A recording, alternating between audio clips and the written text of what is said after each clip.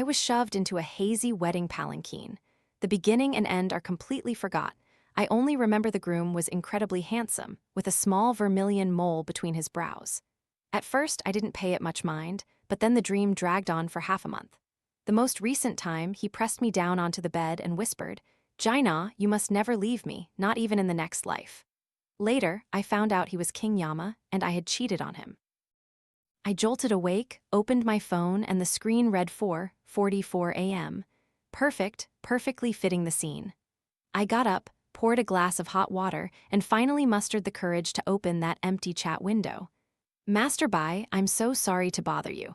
I wonder if you might have some time to take a look at something for me." A week ago, because I kept having the same nightmare, I went to Mount Wudai to offer incense. I'm deeply influenced by materialism, so I hadn't wanted to go. Serena said, "It's fine, just seek some peace of mind, ward off bad luck." I knew she just wanted an excuse for me to go with her to Mount Wudai. Unexpectedly, we met an old man. He looked ordinary with no hint of an immortal's air, yet he firmly declared, "Little girl, you are entangled in a karmic debt." Curious, I asked, "What kind of karmic debt?" "An inescapable karmic bond stretching from this life to the next." Hearing that, I immediately recalled the unmistakable possessive gaze of the man in my dream. The old man stroked his chin and said, "It's natural that you don't believe me right away," then left his contact information, saying it might be useful later. After much hesitation, I still decided to add him on WeChat. I thought to myself, this profession has certainly modernized. And so, up until tonight, every time I fell asleep, I would dream of that man. The dream sequences even continued from one night to the next. The first dream was the wedding, then greeting guests, bowing to the ancestors, and tonight, it was the wedding night.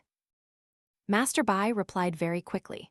Around 5:30 a.m., he sent me a location and repeatedly warned me that today, before arriving, I absolutely must not doze off, no matter what. My heart clenched. The image of that man in my dream became clearer and clearer, and the details grew more and more realistic, as if he was about to break through the dream and appear before me. I drank 2 cups of iced coffee straight and then took a taxi to Master Bai's house. But for some reason, after getting into the car, even though I was looking at the scenery outside the window, I inexplicably lost consciousness. I entered the dream again. He was angry. He squeezed my chin, his almond eyes narrowed. "You want to leave me, don't you? Even in dreams, don't you dare." This time, his actions were extremely rough, making tears well up in the corners of my eyes. Finally, he licked away that tear and buried his head in my neck. "You deceived me, you liar. You promised to be my husband and wife forever." In the dream, I couldn't control my actions like a puppet, unable to stop anything from happening.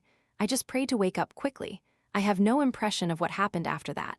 Waking up, I found myself lying on a canopy bed, surrounded by a circle of red candles. My shadow swayed with the candlelight, the scene resembling an eerie ritual. Master Bai approached. "Thank heavens, the ancestors protect us." I asked, "What happened to me?" His hoarse voice startled me. "Little girl, you've been in a coma for 3 days." I shivered and quickly took out my phone from my pocket to check. April 19th. The day I arrived was April 16th. Master Bai explained that the taxi driver had arrived, but no matter how he called me, I wouldn't wake up. Master Bai happened to step outside, saw me, claimed I was his granddaughter, and together with the driver, carried me into the house. These 2 old rascals actually took the opportunity to make some extra money. Master Bai wiped the sweat from his forehead, still looking frightened. "You almost didn't wake up." Terrified, I asked Master Bai how to resolve this. He asked again, "In the dream, did you promise him anything?" Just as I was about to deny it, I remembered a phrase he said. "I promised him we'd be husband and wife forever." Master Bai let out a long, drawn-out sigh. "Then it's difficult. I'm a little worried." "Why is it difficult?" "Little girl," the ancient said, "words spoken are like precious jade. What has been spoken is like a signed contract. It holds power. But aren't the person from a past life and the person now different? That's the issue here. The underworld also has its own rules. Past life grievances are erased after death. Humans and spirits walk different paths." Master Bai tossed 3 5-emperor coins to divine a hexagram. I didn't understand, only asking, "What did it say?" Master Bai frowned, not answering immediately. "This old man will go meet him." I had a bad premonition. I reminded him, "That man is very fierce, Master. You must be careful." Master Bai nodded, lit an incense stick, and sat cross-legged. Before closing his eyes, he said, "Keep watch over me. Don't let the incense go out." like a meditation scene in a TV drama, Master Bai instantly became motionless, his head bowed. I quickly ran to the incense stick, staring at it without blinking. Not long after, a cold gust of wind indeed rose in the room. I suppressed my fear, carefully covering the incense with both hands, not letting it be blown out by the wind. The candlelight flickered ceaselessly, making the dimly lit room even more eerie and terrifying. Thankfully, Master Bai took a deep breath and woke up. I was about to ask what had happened, but Master Bai's mouth kept muttering something like Ying Yuan Lei Qing, so fast that his lips trembled visibly. Master Bai's lips turned dark purple, and he finally spat out a mouthful of black blood. I shivered. Master, what's wrong? Master Bai rasped 2 words from his throat. Run now, run, run. Where do I run to? Master Bai collapsed to the ground, losing consciousness. Panicked, I called 120. After Master Bai was taken to the hospital, a series of examinations showed him to be in perfect health. His body indicators were even better than mine, but he just wouldn't wake up. I gritted my teeth, casually opened 2 boxes of calming supplements from the hospital, and took them. Afterward, I sat on a long bench in the hospital corridor and fell asleep.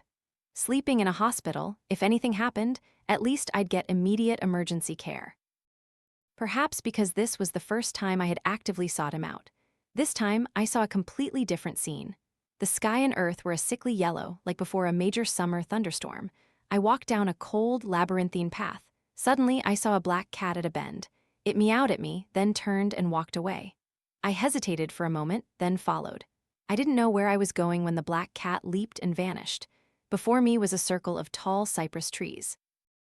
They formed a ring, their tops leaning towards the center, creating a conical shape. I felt an indescribable, bone-chilling coldness. That man stepped out from the circle of cypress trees. I struggled to resist the urge to flee, letting him approach me step by step. This time, he was wearing a modern suit. Looking for me? He raised an eyebrow. I clenched my fists. What did you do to Master Bai?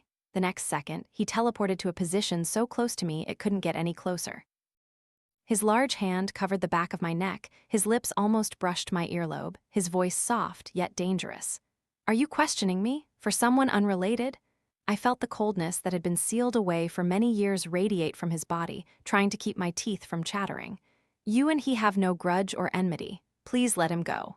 All right, you stay, and I will agree to your terms. His hand was tightening on my neck, not painful, but very uncomfortable, as if constricted by a snake. I don't even know who you are. The moment I finished speaking, I felt his body visibly stiffened. I took the opportunity to break free from his grip. My past self and I are fundamentally not the same person. She is dead. He smiled indifferently again. Even if you reincarnate 100 times, you won't escape. He waved his hand, and after a flurry of dust and stones, I was brought to a room. Modern decor with black and gray as the main colors. How unlucky. Seeing the bed in the room, I suddenly felt afraid. The dream sequences were still vividly imprinted in my memory. What do you want, exactly? I want you to fulfill your promise. I choked. That wasn't me who said it. You want to find Jaina, what does that have to do with me? Zai Yi.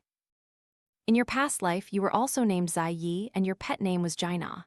Damn it, I couldn't convince him, struggling in vain. I don't know you, I have no feelings for you. Then stay here for a while and cultivate some good feelings. I took 2 steps back. At this moment, there was a knock on the door outside, and a gentle, sweet voice rang out. Chairman, the new quarterly book of life and death has been placed in your office. I felt like my ears were having problems. No, these words were completely out of this dimension. He casually replied, Got it, just leave it there. A moment later, the voice outside the door rang out again.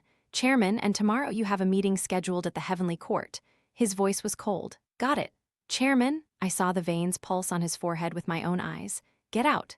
The voice outside the door carried sobs. Yes, Chairman, please don't be angry, it's all Stella's fault. I looked at him with interest. He walked over. She is my secretary. I nodded. Yes. I owe King Qin Guang a favor, so he pushed his daughter onto me. Oh, okay, but who is King Qin Guang? I don't like her at all. I was confused. Why was he telling me this? He disregarded my rejection, taking both my hands. I'm not like you, I'm very loyal. If you're loyal, then be loyal, why blame me? I couldn't break free. What was I to do? He pulled me into his embrace, his voice deep. You betrayed me, but it's okay, I forgive you.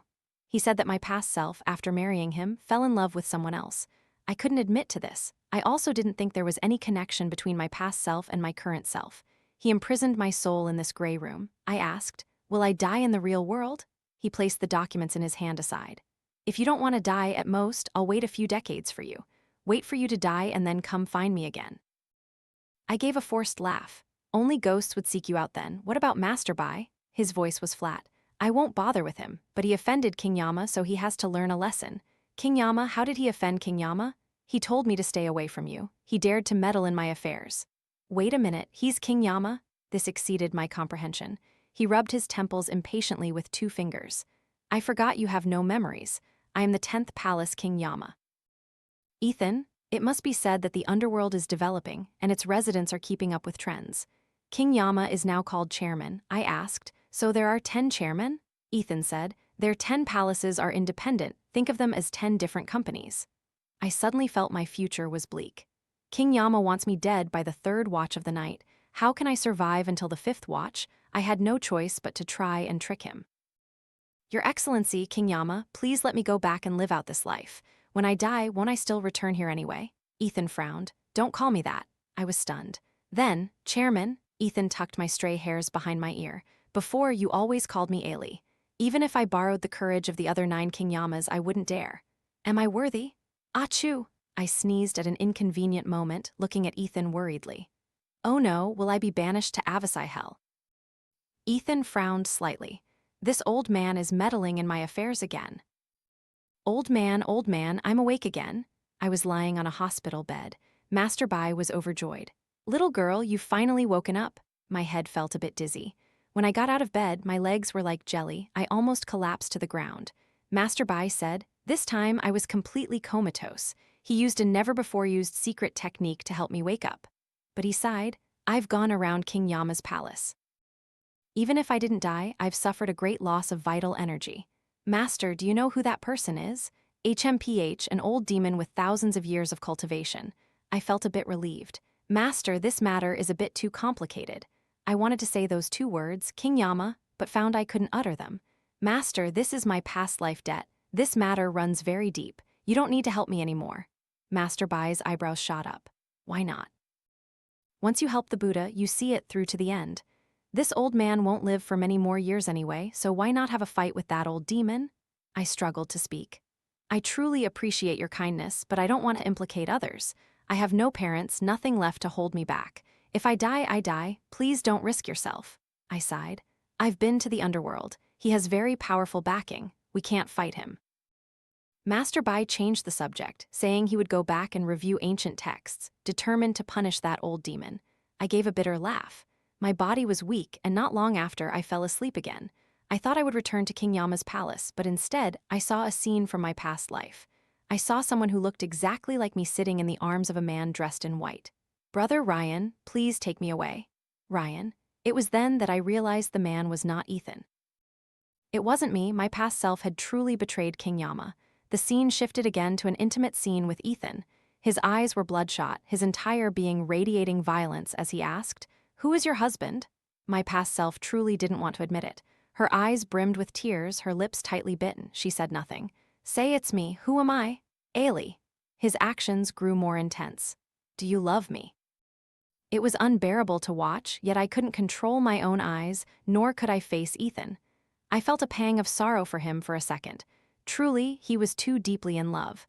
It was truly unsettling. After that, I didn't see Ethan for several consecutive days. Serena excitedly told me that the fated relationship she prayed for at Mount Wutai had arrived. When I heard the words, fated relationship, the corners of my mouth stiffened. Little ye, you don't know Serena, with a lovesick expression, cupped her face with both hands. Tell me about it. Even though I wasn't thrilled about this topic, who could say I wasn't a supportive best friend? I saw a small shrine on Mount Wutai. I don't know who the divine statue inside was. Was he handsome? Oh, that god statue. At the time, I thought to myself, if only my future husband were as handsome as that, it would be wonderful. I had another bad premonition. Serena, completely oblivious, continued with her excited expression. Then I dreamed of a super handsome guy. The bad premonition grew stronger. I asked her the same question Master Bai had asked me. In the dream, did you promise him anything? How did you know? I closed my eyes. Oh no. He asked if I liked him, if I wanted to be with him forever. I didn't think twice at the time, of course, I said yes. Sweetie, do you even know who he is? I don't care, he's handsome anyway, I'm beyond saving. He said he would come pick me up in a while. Oh my god, little Yi, does this mean my romance is finally blooming? Yes, it's romance, all right, but whether it's good or not remains to be seen. I forced a smile and parted ways with Serena. Going home, I thought to myself, Ethan, please meet me just once, then lay down on the sofa and soon fell asleep.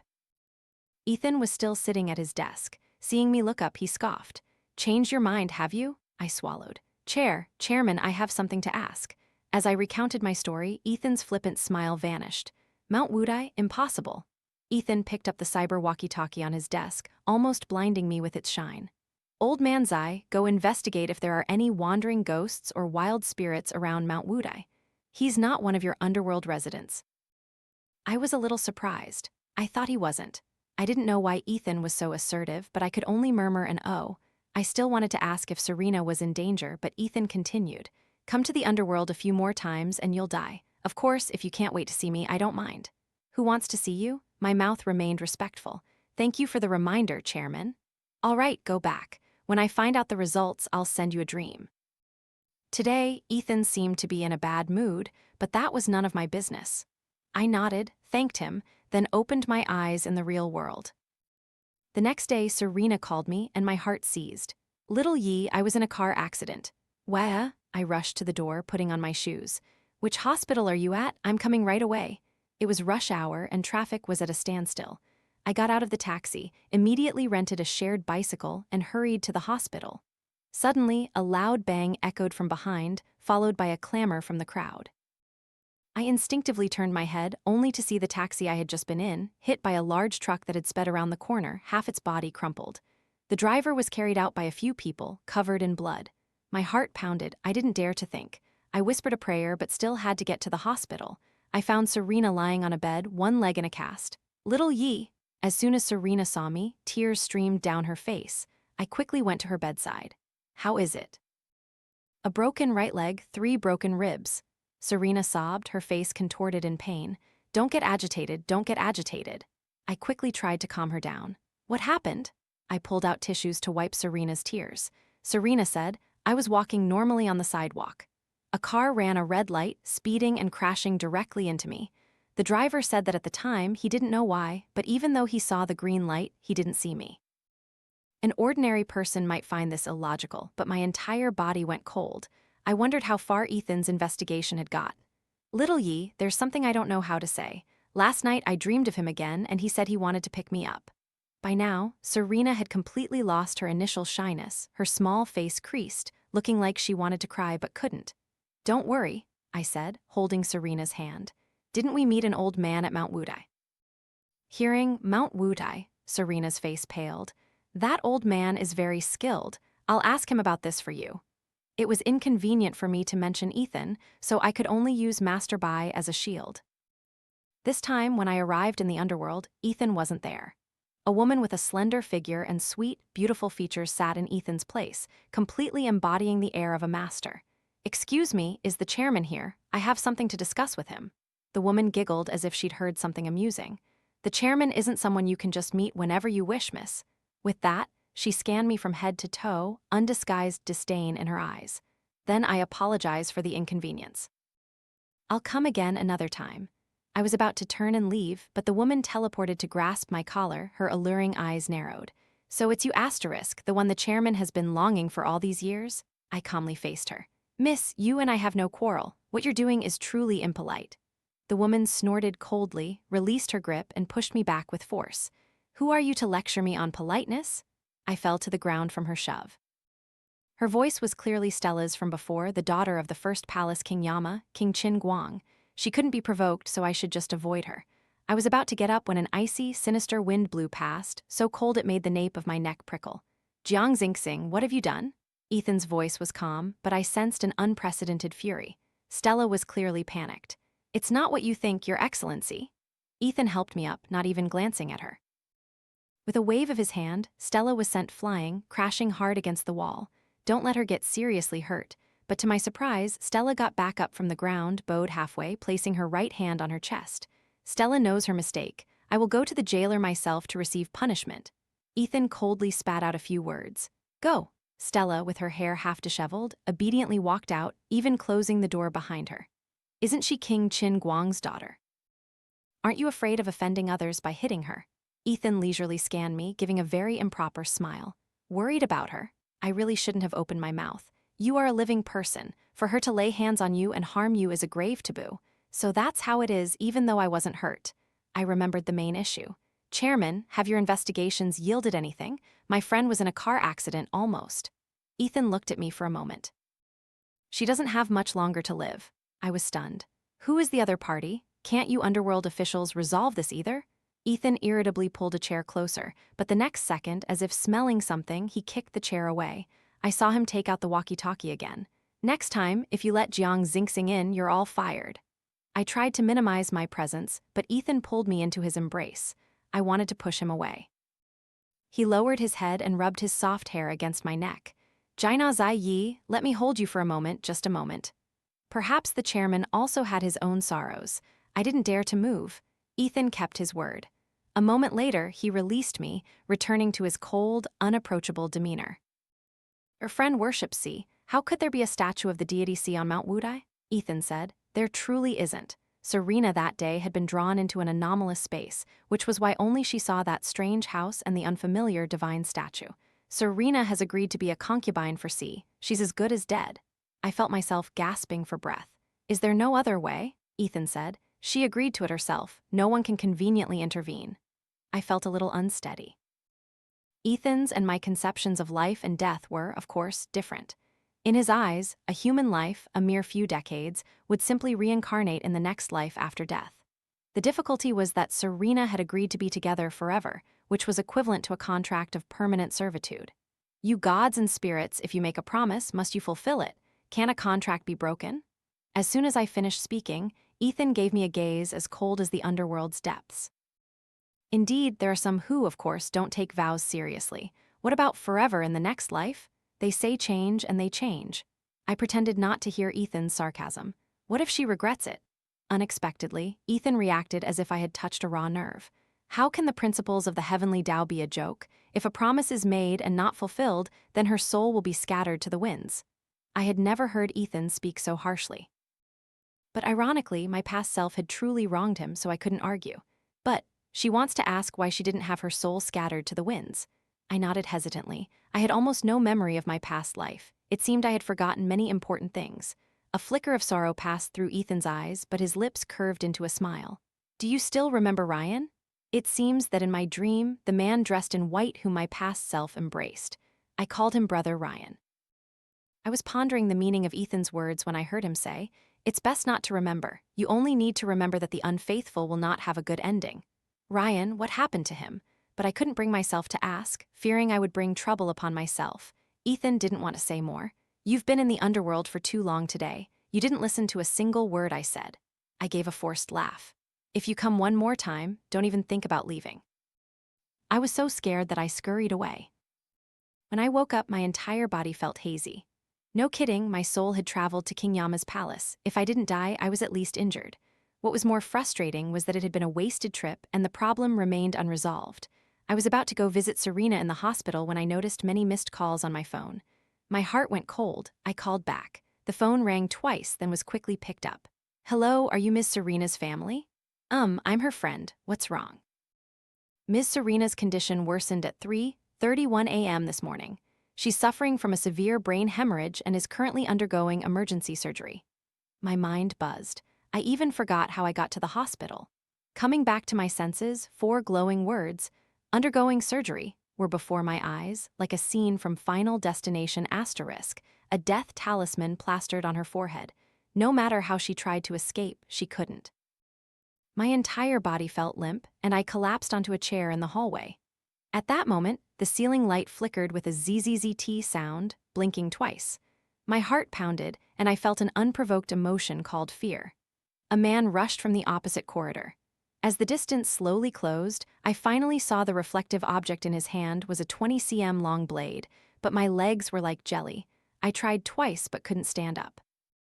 At this moment, a figure in a white lab coat emerged from the doctor's office next door. The man, like a predator spotting its prey, frantically lunged towards the doctor. He stabbed repeatedly. My mouth was agape with terror. I couldn't utter a sound. 10-odd seconds later, the doctor's white lab coat was stained red as he fell to the ground, and the assailant was subdued. As a witness, in my panic state, I was taken to the police station to give a statement. I was sitting on a chair when he suddenly lunged, repeating the process twice in my mind, which was filled with bloody scenes. My mental state was at its limit. I painfully clutched my head. "Can I rest for a bit?" Unfortunately, I fell asleep again, collapsing onto the table in the reception room. "Zai Yi, do you plead guilty?" I saw myself being escorted to the ground by two armored figures with terrifying faces. The person sitting on the high platform was obscured, their face unclear. I heard myself say, "Guilty? What crime have I committed?" With a brutal crack, I was struck fiercely across the back by a whip emitting purple light, immediately spitting out a mouthful of blood. I laughed through my tears. "You, as an underworld judge, colluding with the heavenly court's god of fortune, how is that an unpardonable crime?" I struggled to straighten myself, but another lash made me tremble. "Shameless behavior. What about the wheel, King Yama?" The scene changed. Ethan stood to one side, his expression cold. Ryan and I were both bound by immortal binding chains, kneeling beside the immortal execution platform.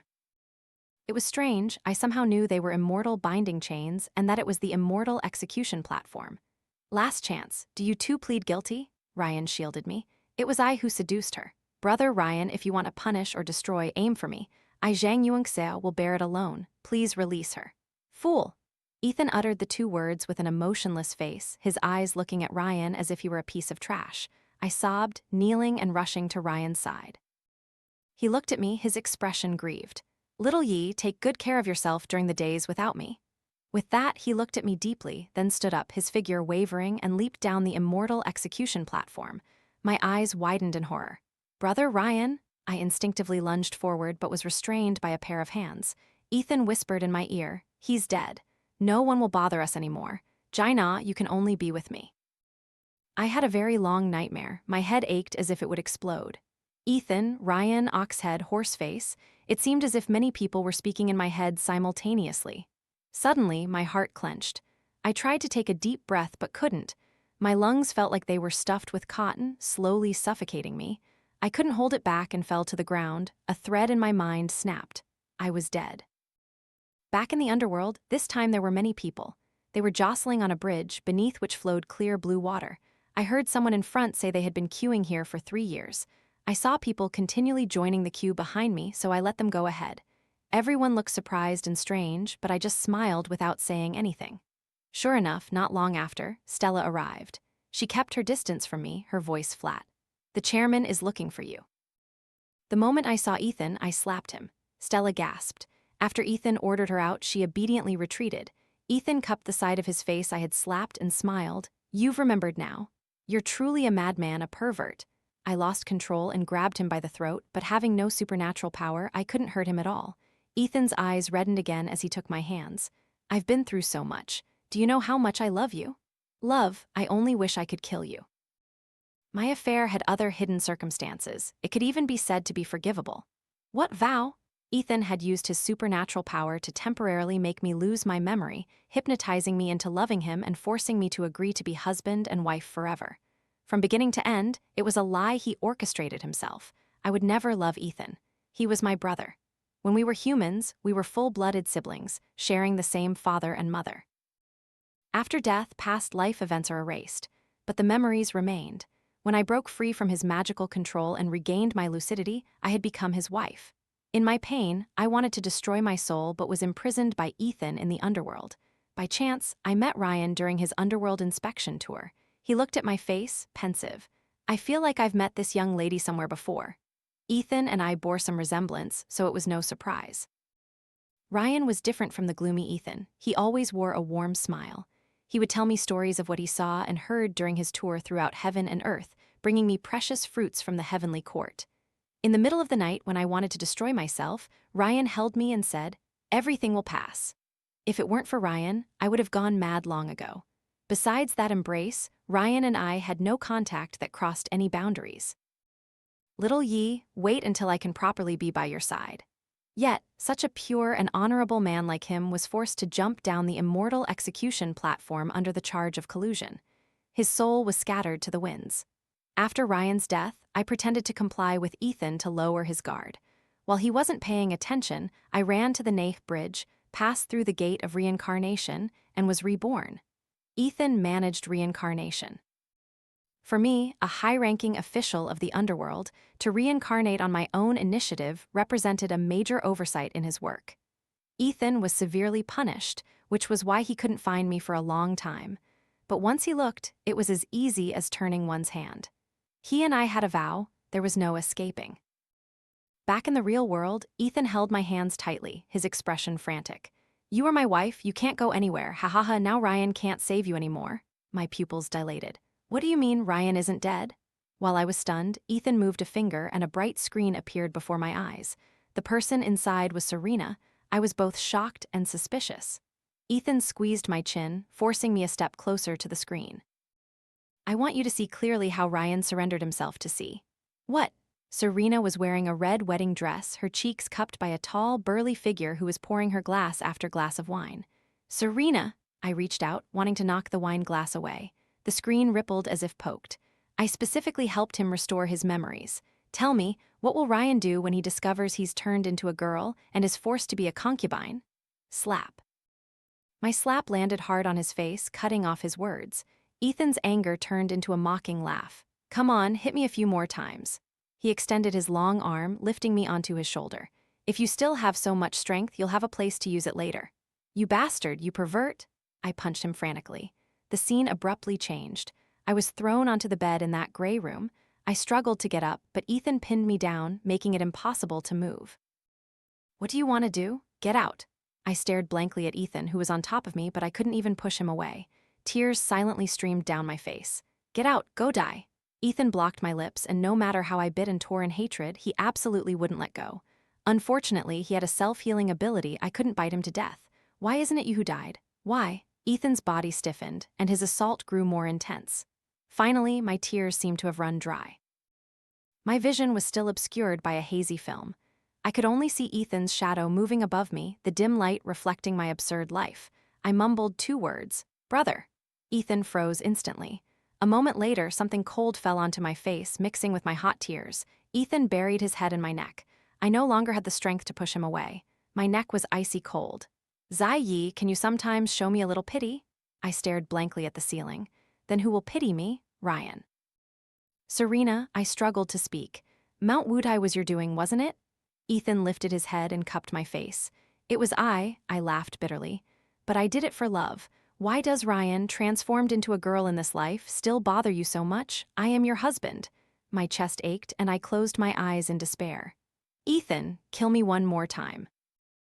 I was a high-ranking official of the underworld, and I had a husband who loved me. His name was Ethan, the 10th Palace King Yama, the Wheel King Yama. Sounds formidable, doesn't he? HMPH, he only refrains from smiling in front of other staff. In front of me, he was like a big, obedient puppy. I was very happy. A voice always told me in my head, I am very happy. I love him very much. But I always had a poor memory. I didn't remember my past. Sometimes I didn't even remember what happened the day before. Sometimes his secretary's gaze made me feel strange. My intuition told me it wasn't malice, but more like pity. But what was there to pity about me? I was clearly the happiest person in the entire underworld. Sometimes, unfamiliar images would appear in my head. Whenever that happened, I would have a splitting headache. Ethan would hold me close, channel his magic into the back of my neck, and then those images would disappear and my head would no longer hurt. The side effect was that I would forget a few things. For example, I often didn't remember how we met. Every time I asked, Ethan wasn't angry but patiently answered repeatedly. "You were a soul I guided. Because you didn't want to reincarnate, you stayed in the underworld and we gradually fell in love." Is that so? But I don't have any impression of it. He said it was because I had been severely injured once before. After that, my memory became problematic. So that was it. Ethan always took care of me without a single complaint, telling me stories from the past. He truly was the best man in the world. I also wanted to do something for him, so I tried my best to recall the past. That would surely make him very happy. Many years passed. I had sent off a long line of deceased souls in the underworld. I was tired of the underworld scenery. I had been to every tavern and alley. I even knew how many bricks were in front of King Qin Guang's palace. It was truly too boring. I told Ethan I wanted to reincarnate. For the first time, he got angry in front of me. "What's so great about the mortal realm? Besides, you promised to stay with me forever." I grumbled. "Not even one lifetime. I'll come back in a few decades, you know." Ethan clutched my shoulders, his frantic gaze making him seem unfamiliar. "Zai Yi, are you going back on your word?" "I'm not." I swallowed the words I hadn't finished saying.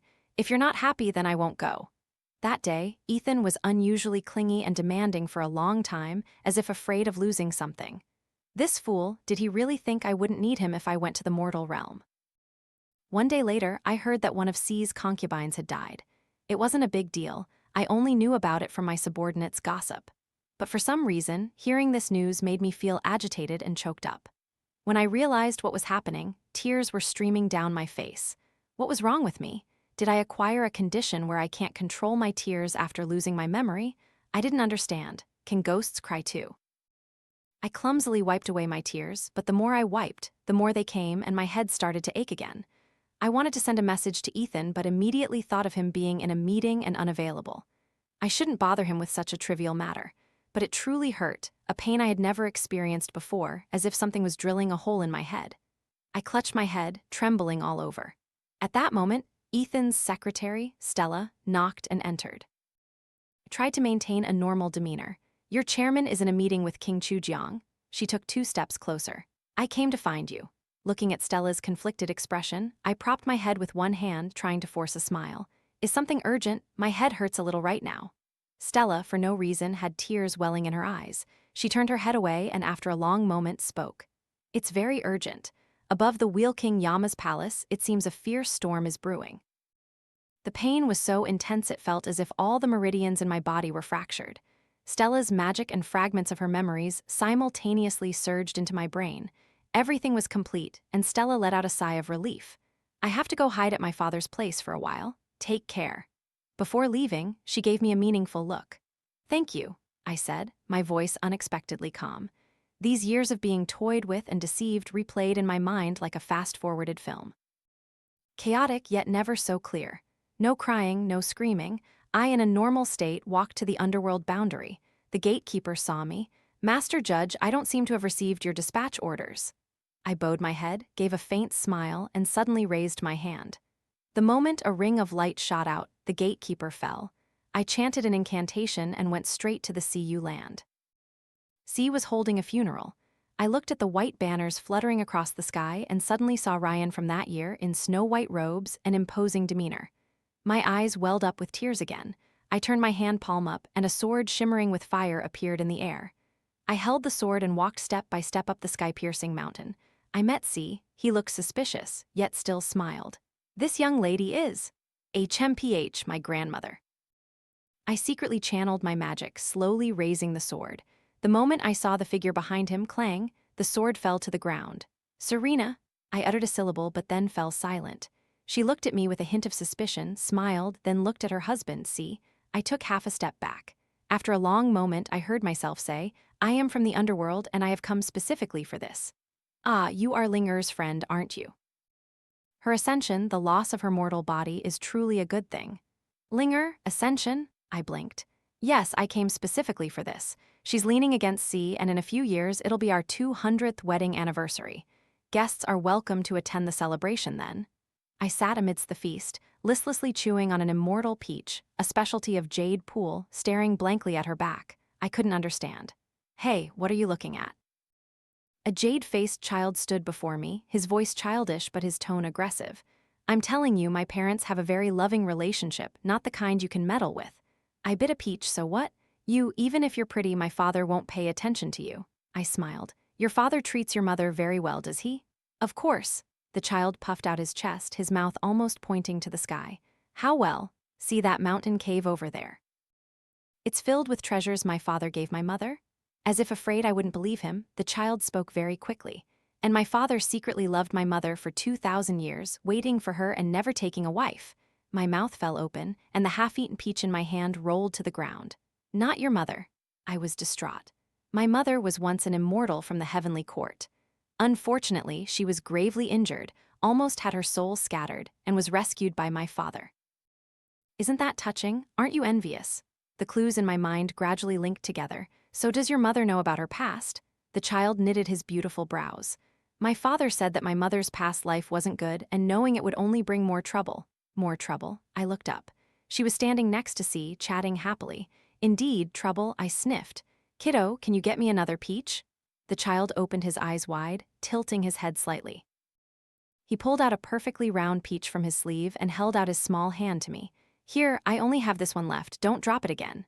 The child looked at the half-eaten peach on the ground, a look of regret on his face. I took the peach and bit into it. It was so sweet that my throat clenched. Hey, why are you crying? The child's innocent face showed worry, a little comically. Do you like peaches? Next time I see the Queen Mother of the West, I'll bring you a few more. I wiped my face with my sleeve, forcing a smile. Finally, my finger moved slightly, and a red magic power coiled around the child's wrist, then disappeared. Later, if you come to the underworld, this knot will allow you to pass through freely. Not only that, but it was the blessing of a judge, ensuring he would reincarnate into a good place. I touched his forehead, and the child's eyes became hazy. I slipped away, only hearing the child's wails behind me. Where's my peach? My last peach, wah wah. The moment I stepped into the underworld boundary, I encountered Ethan. His eyes were bloodshot, and he uncontrollably pulled me into his embrace, his breath ragged. I stood rooted to the spot, unmoving. C and him, what exactly is going on? Ethan didn't let go of me. I only heard his deep voice. C had long coveted Ryan but feared public ridicule, so he never made a move. It turns out the concubines C took before were merely to deceive the world. After Ryan jumped down the immortal execution platform, C collected the fragments of his soul, carefully nurtured them, and sent them into reincarnation for recovery. The reincarnation as a girl was also C's doing, but fate still compelled us to meet and become best friends. Ethan hugged me tighter. You repeatedly abandoned the underworld for her, driving me mad with jealousy. So, I asked C if he wanted to be with her forever. I originally wanted to restore her memories, but C covered up saying, leave the past behind, start from zero. My voice was calm without a ripple. So you also want to start from zero? Ethan was clearly panicked. Zai Yi, I don't want to hear it. I took out the peach I had bitten earlier from my pocket, broke off the untouched half, and put it into Ethan's hand. He was clearly awkward. An immortal peach from Jade Pool. Taste it. Ethan, in turn, took the other half of the peach, biting into the spot where I had bitten. I ignored his clinging gaze. From now on, you and I are like this peach, split in half, no longer related. Ethan voluntarily dissolved the vow with me. This surprised me a little. Aside, Stella's POV. My first awareness of romance was a fleeting glimpse outside the Wheel King Yama's palace. There are many handsome men in the underworld, but he was the most handsome. I daydreamed for days. After inquiring, I learned he was none other than the Wheel King Yama. The Wheel King Yama was a lovesick fool. This was a truth acknowledged by the entire underworld. I heard he originally had a wife, but she ran off to the mortal realm to reincarnate. I was utterly indignant. Who could be so thoughtless? I hid it from my father, only saying I wanted to gain experience, and the Wheel King Yama's palace seemed suitable. Relying on my powerful connections, I got myself placed as Ethan's secretary. I considered my looks outstanding, and my sweet, alluring voice had many male spirits captivated, but Ethan remained unmoved. He had a handsome face but was fierce to the death with others. Especially with me. Until one day, a living soul came to the Wheel King Yama's palace. She was very beautiful, with almond eyes exactly like Ethan's. It was then I learned that she was Ethan's former wife, but she was so frail.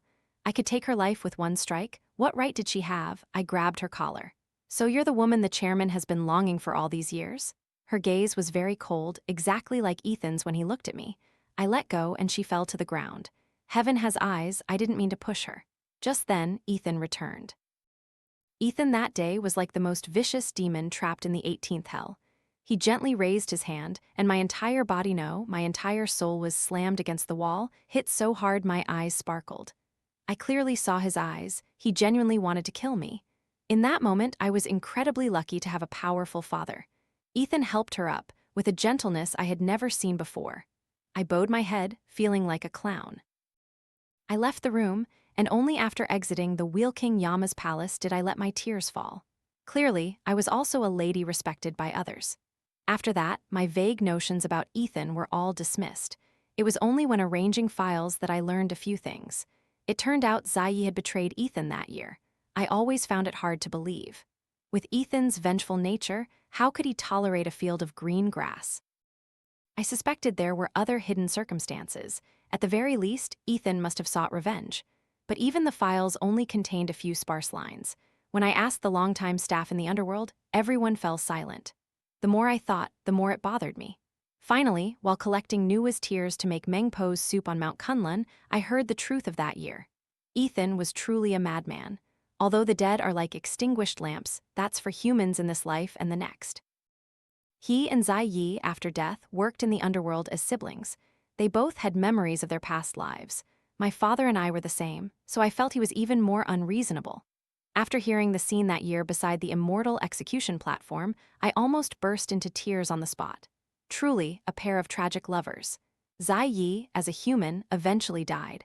I followed Ethan's instructions to the Nei bridge to meet her. I didn't dare to look into her eyes.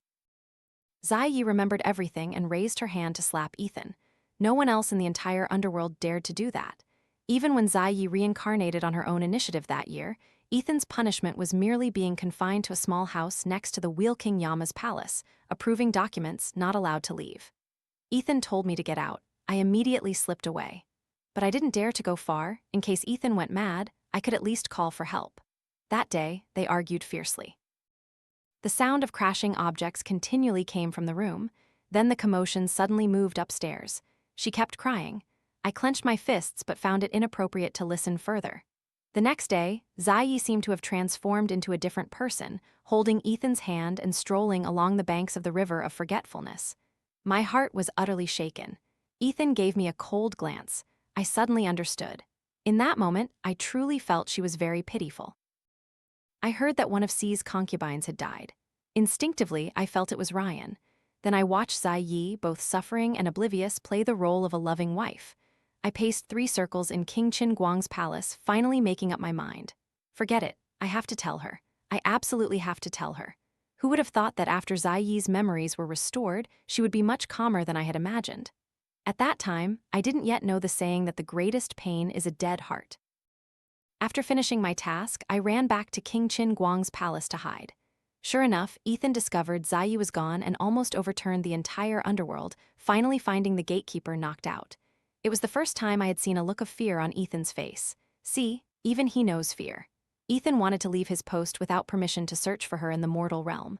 In my heart, I whispered, "Run, Zai Yi, run even further." But Zai Yi returned on her own. That day, Ethan returned to the King Yama's palace holding a peach pit, completely eaten. His soul-shattered expression was one I had never seen before. After much hesitation, I finally spoke. "You fundamentally don't understand what love is." Ethan suddenly looked up, his bloodshot eyes staring fixedly at me. I endured the pressure and continued. "Loving someone shouldn't be about locking them up, but about giving them freedom to give them what they want."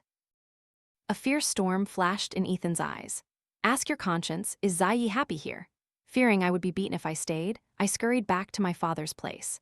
I don't know if he took it to heart, but later, I learned that Ethan voluntarily dissolved the vow of being husband and wife forever with Zai Yi. But I always felt Ethan's nature was too wicked. I feared he would harass Zai Yi again, so I suggested Zai Yi come to our King Qin Guang's palace. Zai Yi chose to reincarnate. That's right, she always wanted to go to the mortal realm. Ethan let her go. I was still wondering if he would force her to die and bring her back to the underworld. Then, Ethan submitted his resignation. King Yama, that's a position so many people yearn for but can't get, yet he so casually gave it up. His obsession with Zai Yi was far deeper than I had imagined. Before that, he had used his private authority as King Yama to arrange a smooth life for Zai Yi. Of course, he also arranged himself into it. After I finished arranging the documents at King Qin Guang's palace, I had nothing else to do for a while. Recalling this story, I took up a pen and, in Zai Yi's writing style, wrote this tale. I hope they can have a happy ending in the mortal realm. They will, even if there are bumps in the road. There's still me, someone who can pull strings behind the scenes.